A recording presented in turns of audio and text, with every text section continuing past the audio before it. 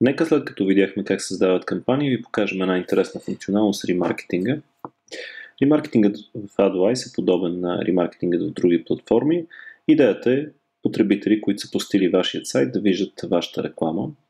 Тоест образува се една ремаркетинг аудитория от потребители, които са били на вашия сайт, като вие може да зададете период на валидност на тази аудитория между 1 и 30 дни. Как се случва това? Посредством код, генериран от нас, който вие трябва да поставите на вашия сайт. Меню ремаркетинг, добави домейн, въвеждате домейна си. За съжаление няма да мога да тествам с домейн, тъй като системата прави проверка и ще каже, че това е невалиден домейн. Затова ще използвам някой валиден домейн. Името на сайта е произволно име за ваше облегчение, за да може, ако имате повече от един сайт, лесно да навигирате между различните сайтове, които сте добавили в ремаркетинг. Ето списъкът с неактивни и активни домейни. Какво случва след като добавите в списъка с домейни вашият? Трябва да вземете код, копирате този код и го давате на вашият програмист или го добавяте сами на сайта си. Няма значение къде ще го добавите, може да го добавите в началото или в края на бодито, където прецените, че е най-подходящо. След като добавите кода на сайта, трябва да поискате активиране. Ако кодът е добавен на сайта, ще получите съобщение за успешно активиране и доменът ще стане активен като този домен, който сме активирали. Сравни БГ. Може да деактивираме домейна, може да го изтрием от тук, от списък с неактивни домейни. След като бъде добавен един домейн, може да създадем нова кампания, ремаркетинг кампания. Как се случва това? Нова кампания, име на кампанията маркетинг тест, например. Ето тук трябва да отбележим, че това е ремаркетинг кампания. Трябва да дадем URL адрес, който искаме да таргетираме. Отбелязвам един трик. Можем да създадем няколко ремаркетинг кампании, като всяка ремаркетинг кампания води към отделна част от вашия сайт. Това може да се използва като всяка отделна кампания взема предвид само потребителите, които са посетили определена част от вашия сайт, дефинирана по URL. Да кажем, за домейнът сравни БГ. Това може да бъде ето тази част. Електроника. Нека да въведем тук.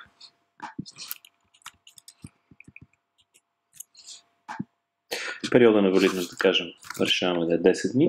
Какво ще се случи сега? Потребители посетили URL, започващи ето с този израз, ще влязат в ремаркетинг групата и ще стоят в нея 10 дни. Ако те отново посетят в рамките на тези 10 дни този URL, този период ще бъде рестартиран. Т.е. те отново за 10 дни ще бъдат част от вашата ремаркетинг аудитория. Добавям име на рекламната група. Избираме текстова или банерна реклама. Малко или много е аналогичен начин. По-нататък ще създадем бързо една текстова кампания, за да видите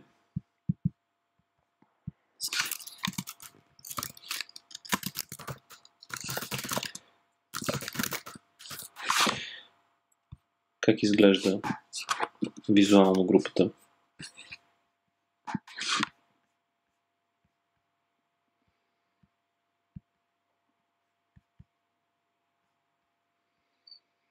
Ето по този начин изглеждат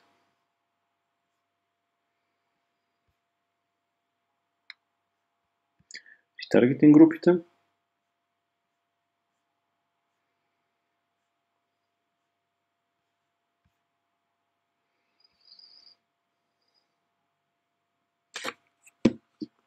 Нека сега да видим как работи меню статистика. Меню статистика има 3 таба. Статистика, сравнение на кампании и сравнение на рекламни групи. Първо ще видим статистика. Може да изберете или кампании по ден, или някои от вашите кампании. Ето как изглеждат кампаниите по ден. Като трябва да коригирам в случая периода. Да кажем, нека да вземем периода от 18 април до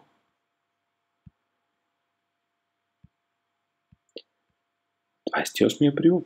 Генерирай данни. Това е сбор от импресиите, кликовете и останалите данни на дневна база за всичките кампании. За 24 април сме имали 34 000 импресии, 38 клика. Това е CTR, средната цена на клик, средната позиция и изхарчената сума пари. Можем да подберем и само конкретна кампания за същия период. Ето ги данните за конкретната кампания. Ако дадена кампания не е имала трафик, ето как ще изглеждат данните. Няма да има никакви данни. Можем в рамките на дадена кампания, да подберем конкретна група и да видим само нейният трафик. Ето това е нейният трафик за избраният период. Последното меню показва каква част от трафика е отишла за ключови думи, е разпределена за ключови думи, коя за контекст, коя за банери. В случая, тъй като това е банерна реклама, цялата част е отишла за банери. Да видим имаше ли текстова реклама. Да. Ето каква част от импресите са минали по ключови думи. Няма, тъй като е ретаргетинг кампанията.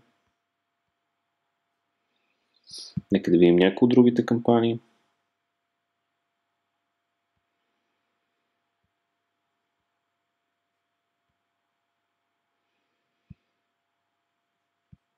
Ще трябва да увеличим периода.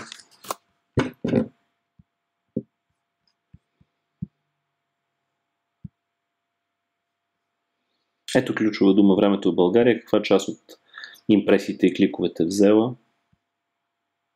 Ето времето днес. Виждаме, че времето днес не е взело почти никакви импресии.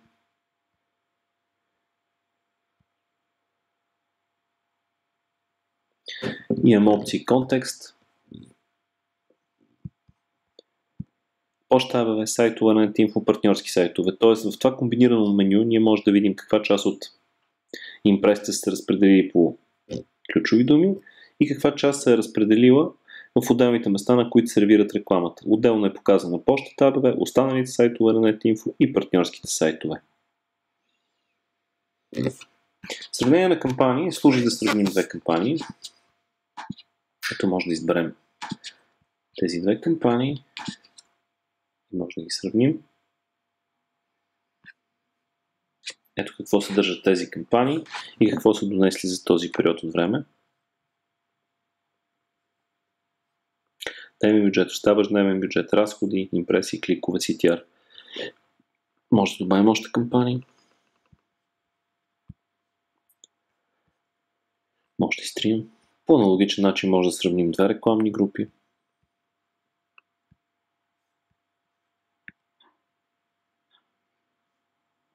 Типа на рекламната група се вижда отново разхода, импресии, кликове, CTR. Най-интересният показател тук би трябвало да бъде CTR-ът и средната позиция. Те показват ефективността на вашата кампания.